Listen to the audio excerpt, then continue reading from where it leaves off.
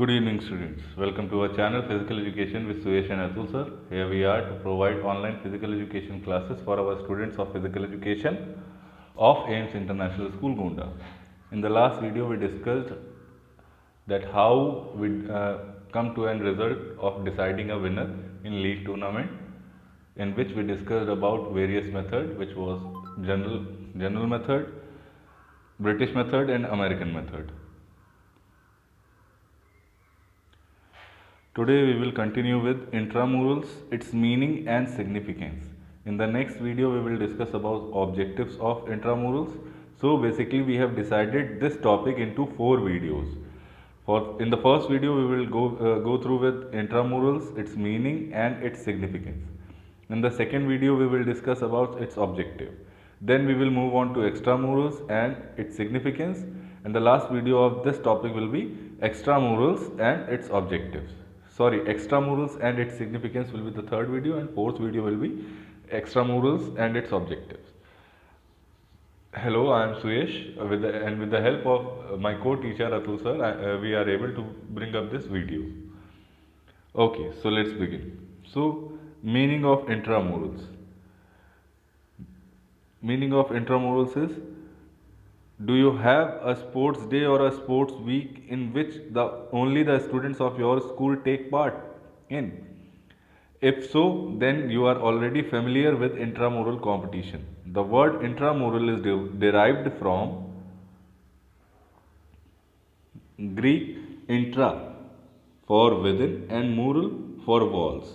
That is, intramural competition are organized within the school itself. With the participants being the students of the school, no outsiders are allowed to compete in such events. Intramural competitions are popular throughout the world for several reasons. They comparatively cost less, consume little time, and can be organized at a discretion of the school. Additionally, intramural competitions create opportunities for a greater number of students to enjoy sporting activities, as the school committee is not under pressure to select only the top players. कहने का मतलब है कि क्या आपने कोई भी ऐसे टूर्नामेंट में पार्टिसिपेट किया है जिसमें सिर्फ आपके स्कूल के बच्चे होते हैं? तो वैसे हमारे यहाँ इंटर हाउस कॉम्पिटिशन चलते हैं, वो बेस्ट एग्जाम्पल्स हैं इंट्रामुरल्स के। अब उस इंट्रामुरल्स को हम थोड़ा और डीपली जानने के लिए इसकी मीनिंग की ओर बढ़ते हैं। इंट्रामुरल्स की मीनिंग है, जो कि ग्रीक वर्ड से लिया गया है, इंट्रा और मूरल। इंट्रा मतलब है विदिन, उसी के अंदर, और मूरल्स जो है वॉल्स, यानी आपकी जो बाउंड्री वॉल्स हैं उसके अंदर खेले जाने वाले जो टूर्नामेंट्स होते हैं, स्कूल की बाउंड्री वॉल, उसको हम इंट्रामुरल टूर्नामेंट कहते हैं। इंट्रामुरल कंपटीशन इस तरीके से होते हैं कि उनको स्कूल में ही ऑर्गेनाइज करवाया जाता है और वो स्कूल के बच्चों के लिए ही होता है, जिसमें कोई भी बाहर का पार्टिसिपेंट उस इवेंट में पार्टिसिपेट नहीं कर सकता। इंट्रामुरल्स पूरे वर्ल्ड में बहुत अलग अलग रीजंस की वजह से फेमस होता है, क्योंकि इंट्रामुरल्स में जितने भी बच्चे होते हैं, ज़्यादा से ज़्यादा स्कूल के बच्चों को पार्टिसिपेट करने का मौका मिलता है, क्योंकि इंट्रामुरल्स स्कूल के अंदर ही हो रहा है और स्कूल के ही बच्चों के लिए हो रहा है, तो ये ज़्यादा से ज़्यादा बच्चों को मौका मिलता है स्पोर्टिंग एक्टिविटीज़ में पार्टिसिपेट करने का। आखिरी लाइन में कह रहा है, क्योंकि स्कूल कमेटी जो है वो किसी भी प्रेशर में नहीं होती कि उनको सिर्फ टॉप प्लेयर सेलेक्ट करने हैं, इस वजह से इंट्रामुरल्स में ज़्यादा से ज़्यादा बच्चे इन्वॉल्व हो पाते हैं। Okay, moving ahead. When it comes to selection of intramural activities, two important considerations should be kept in mind: the facilities available at the school and the interest of the students. For instance, it would be impractical to include a gymnastic event if there is no gymnasium or equipment related to the game in the school is available. Even if the school is prepared to build one, it would be a bad investment if the students are more interested in court and field games. Common activities included in intramural competitions are, कहने का मतलब ये है कि इंट्रामुरल्स activities के शुरुआत के लिए 2 बहुत इंपॉर्टेंट पॉइंट्स हैं जिन पे कमेटी को ध्यान देना होता है। वो है, पहला, कि जो फैसिलिटीज़ हैं, जो भी टूर्नामेंट आप करवाने की सोच रहे हैं, वो स्कूल में प्रॉपरली उसके इक्विपमेंट्स होने चाहिए, ग्राउंड होना चाहिए या प्लेस होनी चाहिए जहाँ पे वो टूर्नामेंट करवाया जा सकता है। दूसरा कि बच्चों का इंटरेस्ट भी उस टाइप ऑफ गेम के लिए होना चाहिए। अब एक एग्जांपल इन्होंने दिया है कि अगर सपोज करिए कि जिम्नेजियम का इवेंट करवाने के लिए हम कोई स्कूल कमेटी सोचे, तो सबसे पहले उस स्कूल में जिम्नेजियम की फैसिलिटी होनी चाहिए, एक जिम्नेजियम होना चाहिए, या वो इक्विपमेंट्स होने चाहिए जिसका भी टूर्नामेंट स्कूल मतलब स्कूल उस टूर्नामेंट को करवाना चाहता हो। दूसरी चीज़, अगर by the way school investment के लिए तैयार भी है कि मान लीजिए जिम्नेजियम के लिए इन्वेस्ट किया जाए और प्रॉपर प्लेस और उसके लिए इक्विपमेंट तैयार किए जाएं, तो भी वो उतना इफेक्टिव नहीं होगा अगर स्टूडेंट्स जो हैं वो कोर्ट या फील्ड गेम में किसी और गेम में इंटरेस्टेड होते हैं जिसको कोर्ट या प्लेइंग फील्ड में खेला जाता हो। सो ये दो बेसिकली मेन फैक्टर्स होते हैं किसी भी इंट्रामुरल एक्टिविटी को करवाने के लिए। अब लास्ट में कह रहा है कि कॉमन एक्टिविटीज़ जो होती हैं जो इंट्रामुरल कॉम्पिटिशन्स में होती हैं वो कौन कौन सी हैं। First point, major games like football, hockey, cricket, basketball, wrestling, kabaddi, swimming tracks and field events, tennis, badminton etcetera. So major game में आप स्कूल में फुटबॉल करवा सकते हैं, हॉकी करवा सकते हैं, क्रिकेट करवा सकते हैं, बास्केटबॉल, रेसलिंग, कबड्डी, स्विमिंग या ट्रैक एंड फील्ड इवेंट्स या टेनिस और बैडमिंटन, और भी बहुत सारे गेम्स हैं जिनको करवाया जा सकता है मेजर गेम्स के दौरान पे।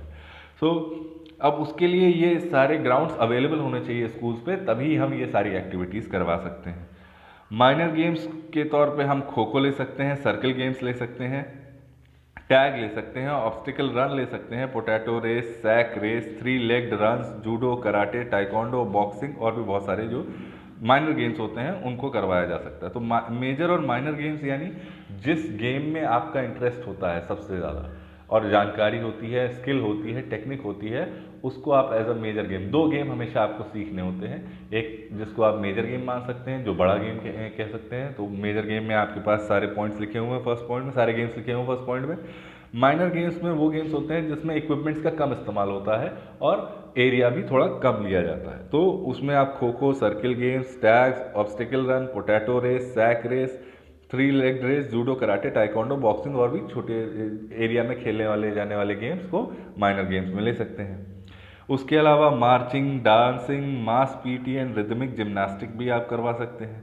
Creative activities like painting, posters making, clay modelling और भी बहुत सारे जो गेम्स हैं वो आप इंट्रामुरल एक्टिविटीज़ या कॉम्पिटिशन्स इनका करवाया जा सकता है। सो अब आपने इन सब में जो आपके स्कूल में होता है वो आप देख सकते हैं कि आपके स्कूल में कबड्डी होता है, ट्रैक एंड फील्ड इवेंट्स होते हैं, वॉलीबॉल होता है। तो ये सारे गेम्स आप मेजर गेम्स के में मान सकते हैं। अब माइनर गेम्स में अगर लेके चले तो खो खो खेलते हैं आप, track and field events races होती हैं, ऑब्स्टिकल रेस, हर्डल रेस भी जिसे कहा जाता है, सैक रेस भी आपके स्कूल में हुआ है।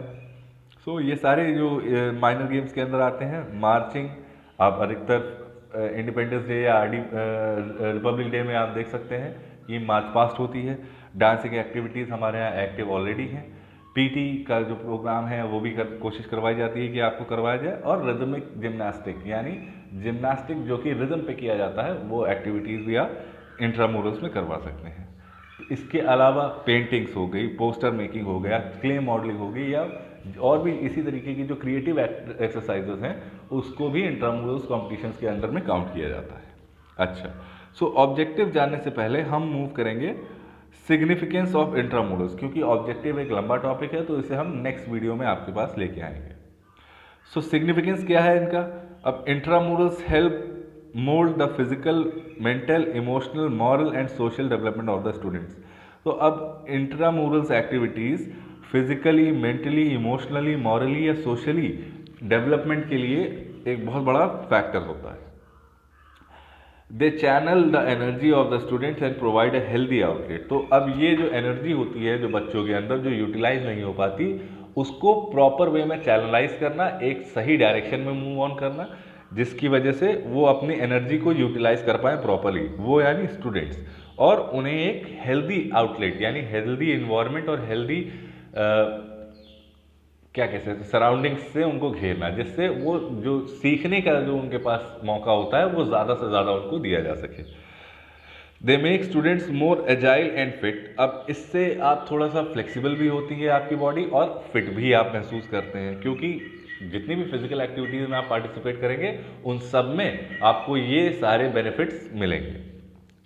अब इंट्रामुरल्स इसमें इसलिए अच्छा होता है क्योंकि आप अपने ही जान पहचान के जो आपके कलीग्स हैं, जो आपके जो को स्टूडेंट्स हैं, उनके साथ खेलते हैं, जो सीनियर्स हैं या जूनियर्स हैं, तो उसमें आपको परफॉर्म करने का एक मौका अच्छा मिल जाता है। इस वजह से आप जो आपके अंदर हिडन टैलेंट है, जिसको आप जल्दी बाहर नहीं ला पाते, या जिनके अंदर एक थोड़ा सा डर होता है कि वो अच्छा नहीं कर पाएंगे या लोग क्या सोचेंगे, उस डर को हटाने के लिए भी इंट्रामुरल एक्टिविटीज़ सबसे बेस्ट होती हैं। तो वही इस पॉइंट में कह रहा है कि intramurals are also useful at bringing out hidden talent. तो जो लोग थोड़े से आप कह सकते हैं कम कॉन्फिडेंस जिनके पास होता है, या वो अपने आप को एक्सप्रेस प्रॉपरली नहीं कर पाते, वो सब इंट्रामुरल एक्टिविटीज़ में अगर पार्टिसिपेट करते हैं तो इस वजह से वो वहाँ परफॉर्म कर पाते हैं, क्योंकि उनके जान पहचान के ही लोग होते हैं। तो ये तय बात है कि जब हम कोई भी काम अपने जान पहचान वालों के बीच में करते हैं तो हमारा कॉन्फिडेंस जो है वो बूस्ट होता है, बढ़ता है और बहुत सारी चीज़ें सीखते हैं। लास्ट पॉइंट कह रहा है intramurals contribute to personality growth of the students and make them leaders who are not afraid to face challenges.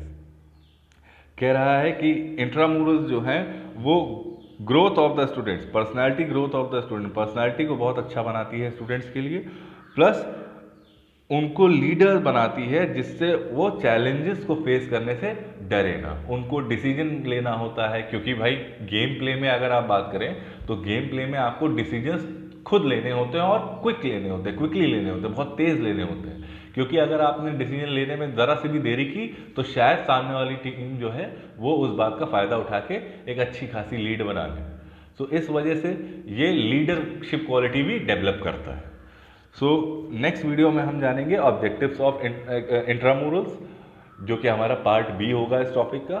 फिर उसके बाद एक्स्ट्रामुरल्स आएंगे, उनकी मीनिंग और सिग्निफिकेंस, और उसके नेक्स्ट वीडियो में हम आपके लिए ऑब्जेक्टिव्स लेके आएंगे। आपको ये वीडियो कैसा लगा ज़रूर बताइए।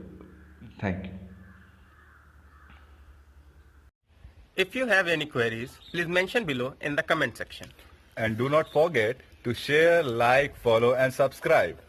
Please press the bell icon for latest update. Thank Thank you you for for watching.